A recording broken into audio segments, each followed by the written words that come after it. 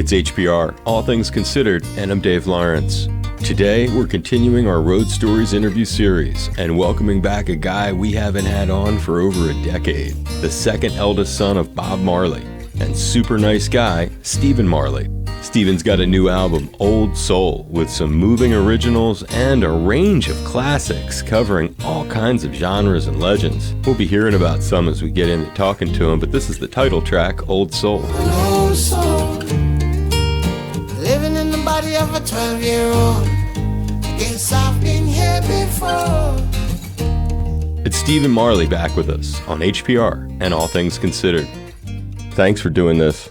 You're on at a weird time, of course, because we just have been through this. Before we talk about the record, you obviously know everything's changed here in Hawaii after this indeed major thing. Indeed.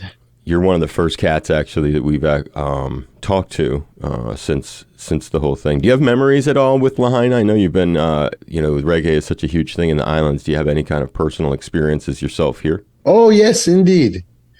Yes, man. From time of the Melody Makers, when Damien and Julian were just coming out, and I remember us all coming there, and it was such a monumentous time for us. It still is. It's still one of my fondest memories being together is in Hawaii. Any particular island? Was that around the islands? Maui? Was it here? Or? I think it was. I tell you the truth, I don't remember which island it was. I think it was Maui.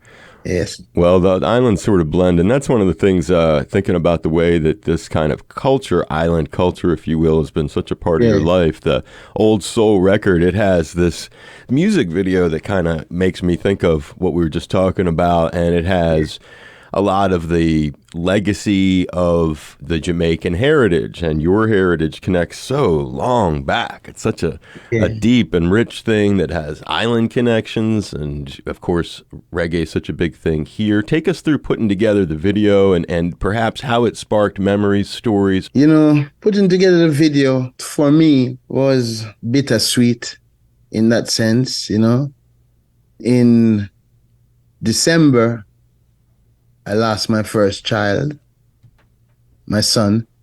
So, it just, the song comes at such a time when, I'm going through, such a thing. So.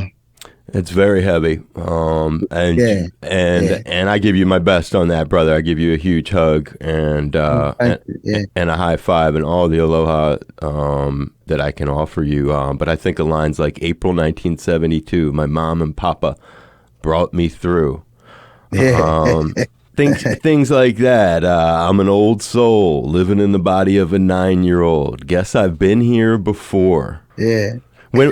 Talk about because that's a great thing about you guys. Sometimes there's these words, and then you think of your pop, especially for those of us who he's provided. Your dad's music, thinking about comforting people in times of need. Wow, you think about how many of us have turned to your dad's music. Like, not that you haven't, but so many people find that to be comforting, and that when you think of that line, I'm an old soul living in the body of a 9-year-old. Guess I've been here before. Where do you come up with your lyrics, brother? Where do you sit? Is there a time of day? Is there a time that you spend? Do you dedicate it? Do you say, I'm going to write? Or does it just come on its own? Yeah, I mean, sometimes you sit down and try to, write in that approach. Okay, let me write a song today, I feel like it's been a while since I haven't jotted anything now. Right. But for the most part, we really draw from life and inspiration from, the things that are happening around us and in the world and people, our human family and love and all of these things. So just what's inspiring me on that day or at that moment. Let me point out though, Old Soul was co-written by Omi. Right.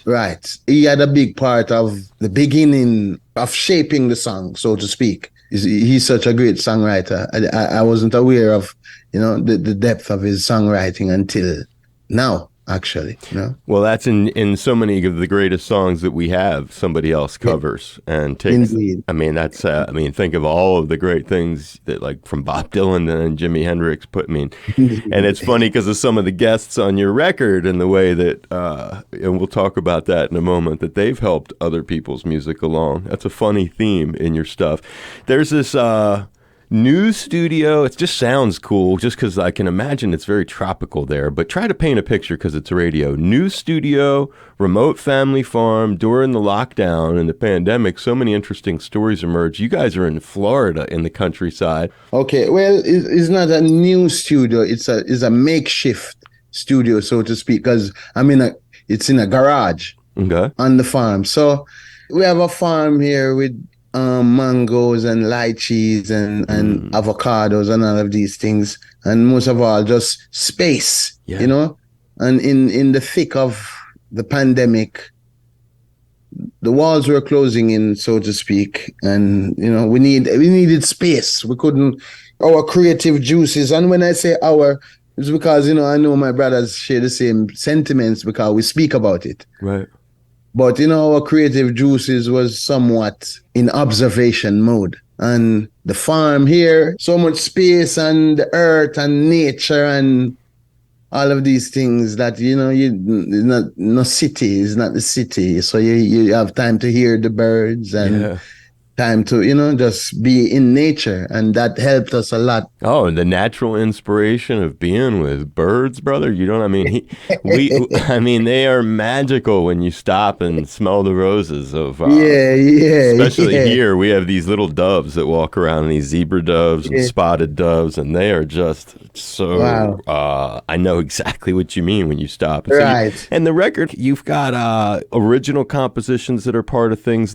And then you've got, like, talk about like classics recorded by Ray Charles, Frank Sinatra, the Beatles, which I think for people listening who may know a little of your legacy and your pop's legacy, explain your connection to these. Well, I mean, the connection to those songs, Ray Charles, is really, first of all, just love for music. And me growing up, I always gravitated to that era. It's something about that era of music and the sound of the recording and just everything, the vocals, the lyrics, and it always had my heart. So Ray Charles, I always sing that song, going to the guitar, like me in my moment alone, not surrounded by anyone, but like if I take up the guitar and it's just me, that's one of the songs I would just play and sing, because, you know, of the jazz chords of it and just the exercise of it. But, you know, as I said, that whole era, though, is something that I emulate and hold dear. How were you introduced to Ray Charles?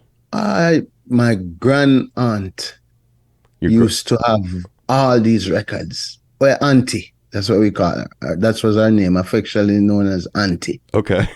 And the Sinatra? The Sinatra is another old friend of my father that would just come to where my dad's house is and would just sing it. A virgin by the name of Leghorn. Oh, okay. Let me tell you who Leghorn is now. So Leghorn, because Leghorn, there's a story behind Leghorn. Leghorn is known to be the person that my father sang Talking Blues about. Your feet is just too big for your shoes. That's that guy he was talking about. It's called Leghorn. Okay. Yeah, I think he's credited on the song as well. Leghorn Cogill is his name. Okay. But yeah, so he was the one that always sing a cigarette that bears lipstick traces, round ticket to romantic places. And I'm just, as I said, that era just always captivated me. Oh, so. It sounds so nice, brother. Thank you for singing. And your voice is like, it's such a relief. Thank you, man. I love hearing that. That's such a beautiful. And the Beatles, how did that come into you? The Beatles came from my virgin Salam Remy, a great producer. Yeah, famous cat. Yeah, and a great friend of mine. Don't Let Me Down we're talking about. Yes, Don't Let Me Down. It's Stephen Marley. Find this at hawaiipublicradio.org/road stories. And tomorrow we'll wrap it up hearing about Eric Clapton, one of the guests on the new Old Soul record. Plus, Stephen explains the Marley family's long connection to Wilmington, Delaware, Stephen's birthplace, and a touching story of interacting with his legendary father there. That's tomorrow with Stephen Marley. I'm Dave Lawrence. Don't let